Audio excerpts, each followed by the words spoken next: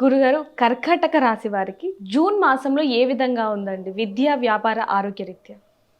కర్కాటక రాశి వారికి కూడా ఈ జూన్ మాసం కొంచెం కష్టకాలంగానే చెప్పవచ్చు. మిశ్రమ ఫలితాలు. బాగుంది అనిపిస్తుంటుంది. మరలా ఏదో ఒక ప్రమాదం వస్తుంటుంది. ముఖ్యంగా జూన్ 15వ తారీఖు వరకు పర్లేదమ్మా.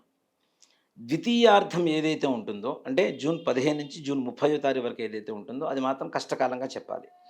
ఏదైనా చేయాలి, మంచి పనులు చేసుకోవాలి, ప్రారంభించాలి. ఇలాంటివి చేయాలనుకునేటువంటి వాళ్ళు జూన్ 15వ తారీఖు లోపల ప్రారంభించడం అనేది సూచన తప్పనిసరిగా. జూన్ 15 తర్వాత కొత్త కొత్త పనులు ప్రారంభించడం, వ్యాపారాలు, ఉద్యోగాల కోసం ప్రయత్నించడం ఇట్లాంటివి మాత్రం వద్దనే చెప్తాం. ముఖ్యంగా ఉద్యోగాల్లో ప్రమోషన్స్ కోరుకునేటువంటి వాళ్ళు, కొత్త ఉద్యోగం ప్రయత్నం చేసేటువంటి వాళ్ళు కూడాను జూన్ 15 లోపల. అది కూడాను ఫలిస్తుందా అంటే కొంతవరకు మాత్రమే. వీళ్ళు ఆశించేంత స్థాయిలో మాత్రం తప్పనిసరిగా ఫలితం దక్కడం కష్టం. అలాగే కోర్టు వ్యవహారాలు ఏవైతే ఉంటాయో వాటిల్లో ఎక్కువగా అపజయం పొందేటువంటి అవకాశం ఉన్నది కాబట్టి వాటిని వాయిదా వేసుకుంటూ ముందుకు వెళ్ళడం అనేది సూచన తప్పనిసరిగా. అలాగే విద్యార్థులు వీళ్ళు కూడా చాలా కష్టపడి చదవాల్సినటువంటి సమయం. ఇప్పుడు జూన్ మాసం కదా, మాకు ఇంకా స్కూళ్ళే తెరవరు అంటే స్కూల్ ఓపెన్ అయ్యేదే జూన్ మాసంలో. కొంతమందికి పరీక్షలు ఉండేటువంటి సమయం కూడా ఉంటుంది. కాబట్టి అట్లాంటి వాళ్ళు మాత్రం చాలా కష్టపడి చదవాల్సి ఉంటుంది. ఏదో సూచనప్రాయంగా వచ్చేటువంటి మార్కులు తప్పితే వీళ్ళు ఆశించినంత స్థాయిలో మార్కులు రావడం మాత్రం జరగదు కాబట్టి, ఇంకా మంచి మార్కులు రావాలంటే ఇంకా కష్టపడి చదవాలి బాగా. అలాగే విదేశీ ప్రయాణం చేయాలి అనుకునేటువంటి వాళ్ళకు కూడాను ఈ నెలంతా కూడాను వాయిదా వేసుకోవడం అనేది మంచిది. అవ్వదు, పనులు కూడా ముందుకు వెళ్ళవు కాబట్టి కష్టకాలంగా ఉన్నది కాబట్టి ముందుకు వెళ్ళటం అనేది అవకాశం తక్కువగా ఉన్నది కాబట్టి ఈ వాయిదా వేసుకోవడం అనేది చాలా మంచిది. అలానే కుటుంబపరమైనటువంటి చికాకులు కూడా పెరుగుతూ ఉంటాయి. అన్నదమ్ముల మధ్య ఆస్తి వివాదాలు కానీ, అన్నదమ్ముల మధ్య గొడవలు, అనారోగ్య పరిస్థితులు ఎక్కువగా రావటం ఇలాంటివి కూడా ఎక్కువగా జరుగుతూ ఉంటాయి. కాబట్టి తల్లిదండ్రుల ఆరోగ్య పరిస్థితి కూడా జాగ్రత్తగా చూసుకోవాల్సినటువంటి అవసరం ఎంతైనా ఉంటుంది.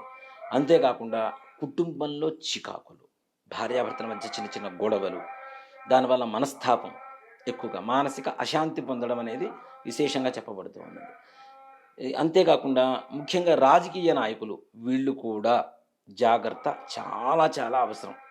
పెద్దగా విక్టరీ ఉండేటువంటి అవకాశాలు ఉన్నా కూడాను జూన్ మాసం తర్వాత రిజల్ట్స్ వస్తాయి కాబట్టి ఆ మాసంలో తప్పనిసరిగా జూన్ 4th కదా వచ్చేది కాబట్టి కొంతవరకు బాధాకరంగా ఉండేటువంటి అవకాశాలు కనబడుతూ ఉన్నాయి. ఆశాజనకంగా ఉండవు. వీళ్ళు ఆశించినంత అంటే గెలుస్తారు. ఎంతవరకు అంటే వీళ్ళేదో లక్షల ఓట్ల మెజారిటీతో గెలుస్తాం అనుకునేటువంటి వాళ్ళు కూడా కొద్దిపాటి తేడాతోనే వీళ్ళ విజయం కనబడుతుంది. అంతేగాని పెద్ద ఊహించినంత ఆశాజనకంగా మాత్రం రిజల్ట్స్ రావు వీళ్ళకి. అలాగే ముఖ్యంగా రియల్ ఎస్టేట్ రంగం వాళ్ళు కూడాను వ్యాపారం అనేది ఉన్నదాన్ని చేసుకుంటూ వెళ్ళిపోవటం తప్పితే కొత్త కొత్త ప్రయత్నాలు చేయడం మాత్రం వద్దు అని చెప్పి వీళ్ళకి గట్టిగా చెప్పడం జరుగుతుంది. దానివల్ల మోసపోయేటువంటి అవకాశాలున్నాయి.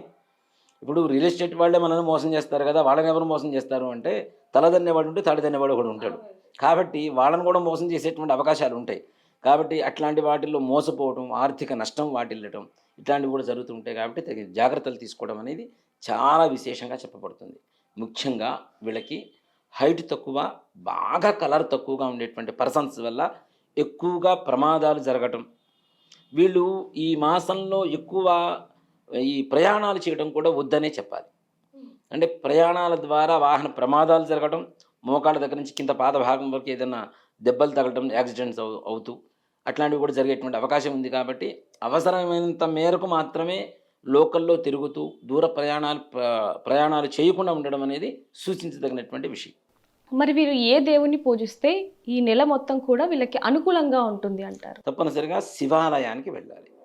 శివాలయానికి వెళ్ళి ఒక 11 మారేడు దళాలు తీసుకొని, ఒక్కొక్క మారేడు దళం తీసుకోవడం, ఒక ప్రదక్షిణం చేయటం. మరలా ఇంకో మారేడు దళం తీసుకోవడం, ఇంకో ప్రదక్షిణం చేయటం. ఇలా 11 ప్రదక్షిణాలు శివాలయంలో ప్రదక్షిణాలు చేసి, మారేడు దళాలు ఈశ్వరుడికి ప్రతి నిత్యం కూడాను సమర్పించడం. సోమవారం రోజున కానీ, ఆరుద్ర నక్షత్రం వస్తుంది ప్రతి మాసంలో. ఆరుద్ర నక్షత్రం రోజున కానీ స్వామివారికి కనీసం ఏకరుద్రాభిషేకం చేయించుకొని, ఆ స్వామివారి తీర్థప్రసాదాలు స్వీకరించడం ద్వారా, అంతేకాకుండా ముఖ్యంగా వీళ్ళు తేనెతో అభిషేకం చేయించుకుంటే ఈశ్వరుడికి విశేషమైనటువంటి లాభాలు పొందడానికి, వీళ్ళు మనస్సులో ఉండేటువంటి కోరికలు కనీసం ముందు కదలడానికి అవకాశం కనబడుతుంది. ధన్యవాదాలు గురు. శ్రీమాత్రే నమః, శ్రీ గురుభ్యో నమః.